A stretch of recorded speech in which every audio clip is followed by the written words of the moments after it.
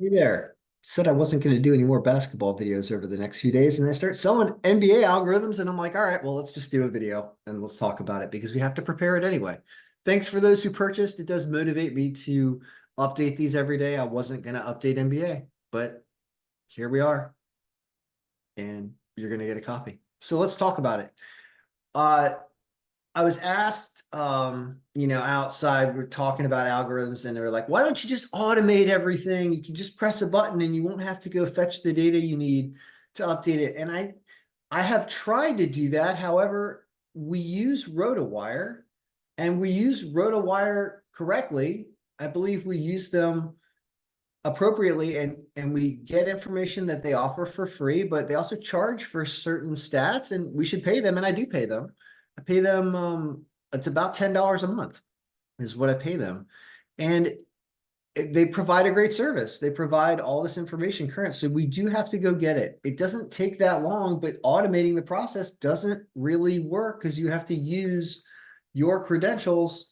And, I can't provide my credentials for everyone on RotoWire. It's not going to work. This is a product that they're selling. So basically, you gotta, you've got to pay for it yourself, but it's worth it because you get to do this, which is update the algorithm really fast. Doesn't take very long. There's four things we're going to grab. First thing we're grabbing is odds. And we're going to dump the odds. And some people who don't even want to work very hard just do this. This is still going to be helpful. You could just do this and refresh for tomorrow because we have all the dates that are going to show up over here. Once you refresh this, you can look and you'll see a basic view of today, Wednesday the 7th. Now, I would recommend doing more, especially the health is really important because you need to know who's injured. So we grab the odds. That's great. Now you go to fantasy sports. I know the screen's a little cut off, but you're not supposed to show domains or something in videos anymore. So we're just showing where you go on RotoWire and you're looking under NBA and you need to go to the injury report. This is the second most important sheet that you need to bring into the file, just behind the odds, because knowing who is injured is enormous. The other three sheets actually are the player stats, which is an average player stat export here. And then there's team stats. And you have basic and advanced. Basic is the one that ends in .4, and the advanced one is the one that ends with field goals made. Field goal, I guess, made per game. Or I don't know what FGMMID really is anyway. Point is you grab those four and they have places to go in the main NBA file. They have the injury report, which is why it's at the beginning, because it needs to be updated the most frequently. I would recommend right before the games tonight, if you're going to wait to watch games, update this thing right before the game. And if you're watching a game, make sure that it's accurate and that the person that it says it has out is really, really out. So I'm opening up all those other sheets to show you how quick it is to bring them in. I agree. Updating this, automating this part would be great. I just, just don't see it with the credential issue. And RotoWire would really need to provide an API to connect to, in my opinion, in order to do this appropriately and really have a product that updates automatically. So you just go and you do this. But here's the other thing about following sports and stuff. If you are watching a sport frequently and you understand, a sport, I don't watch very much NBA. That's why I don't do this. I just don't enjoy as much as watching college basketball, as well as the availability of games every day and how many you have to choose from. But anyway, we just brought in the injury report and there's the player stats and team stats. They go in specific spots in the team stats sheet. So there's player stats and team stats. One of them ends in .4 over here, and then the other one ends in points made or whatever. So you got to see like which one are you copying. The field goals made one is, I believe, the advanced version or the basic. I can't remember, but it goes right here. And the one that ends in points 4, which is the other one, is this one. And it goes right here. And this is just giving you up-to-date team stats in all these categories as of the day that you're pasting this. There's also the player stats, which I didn't open, and I'm not even going to worry about it because it's only one day. It's not a big deal. So after you've done all this, and you especially, we refreshed the injury report. It's the other last thing you do. You go into the results pivot and you refresh, and now you're going to get a better look. Right. And one thing we forgot to do is we forgot to put in the score of the Bucks game. Did the Bucks lose? I bet they lost. Milwaukee Bucks versus Phoenix Suns score. Yesterday, the Bucks played the Suns. The final score was 114-106 Suns. We lost another one yesterday. And that is noted here as a 3 and 4 day. Not good. Hey, let's face it. Didn't have a good day. It's not always going to be like that, but didn't have a good day yesterday. So what does it say today? I can already tell this is awful. You start seeing minus 800s. Yeah, it's a huge margin. You do not want me to do videos. Once I do videos refining the algorithm in a sport, boy, do the odds just disappear. We're not going over college basketball today. Thank goodness I haven't looked at it yet. I will look at it before the end of the day, but no more videos while we, like let it play itself out. Because the more videos I do, the worse the lines get. And also we start to give away all our secrets. But for NBA, because I really am not going to be updating NBA every day other than when random people buy it, because that's the only reason to update it. We do see that there's a really injured Charlotte Hornets, which means the Raptors could win this game at a 20% margin. It's still minus 285. Sixers are still hurt. Is it Embiid or somebody? Somebody big is out on them. Let's look. Sixers down here. And also somebody's a game time decision. Tyrese Maxey's a game time decision. Yeah, Joel. Yeah, he's huge. Look at his number here. 69%. Clearly the best player on the Sixers, right behind Tyrese. And illness does not necessarily mean back. Illness is bad. When I see something like, ankle or hamstring, something like that, that means you might be able to play. But when you see illness, it's probably out. So once again, it looks like Philly's really shorthanded. And that's why they're at an underdog line. Golden State probably wins that game because of these injuries. Clippers, Heat. So is there anything to play? This is awful. It's awful. I mean, Cavs over my Wizards. Yeah, of course. Celtics over the Hawks. Kings over the Pistons. Yeah, Detroit is apparently really bad. We have a rating of all these teams. We could run a macro, but I'm not going to do that in this video. But we have a standings rating. And we have a power percentage for all the teams. So this is our current ranking of all the NBA teams right now with the distribution 69. You see that it's Boston, then OKC, then the Clippers, then the Knicks, then the Timberwolves, then the Cavs, then the Sixers, then the Pelicans, then the Bucks, then the Nuggets. Wow, we have the Nuggets all the way down here. That's surprising.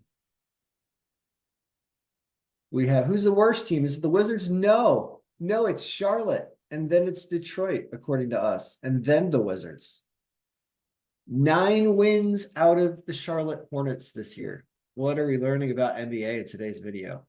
Wow, so that's a good team to bet against, clearly. Oh, man. Spurs a little better. Grizzlies, Raptors, Bulls, Heat. So, I mean, what are we learning? We're learning that we have some big teams that we want to play. These are your really strong teams, the big 5.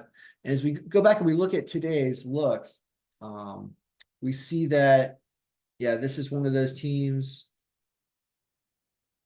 Yeah, Charlotte is really bad. So the Raptors are probably a good money line pick here, even though they're away, because they're also injured.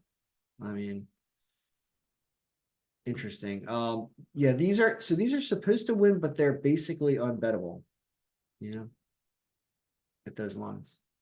We have spreads, we have point projections, but they are certainly not perfect. You should be looking more at margin and whether or not the team's going to win the game. And there's not a lot of good stuff here. Everything is consistent with the odds makers. So that's the sobering update, but that's also how you update the file. Could have also done the player stats if you wanted to. What that would affect is potentially it would affect the rating here. Like player ratings would change a little bit in their they get a score in the file of, you know, what score are they? As you can see, we show a B score as it is, which the B score, and this is, you know, the crux of some of how the file works here. The B score is a formula that involves these stats over here. And you can change what you weight when you weight a player. For example, we heavily rely on points in our player ratings. We also have field goal percentage, blocks, steals, assists. We don't even put free throw percentage in there. You know, we probably should, you know, like that matters. Make it 10%. I don't know what TO is, technicals, I have no idea. But you can change the weights of these players and it's going to change their score here. Who has the highest score? Who's the highest scoring B score player?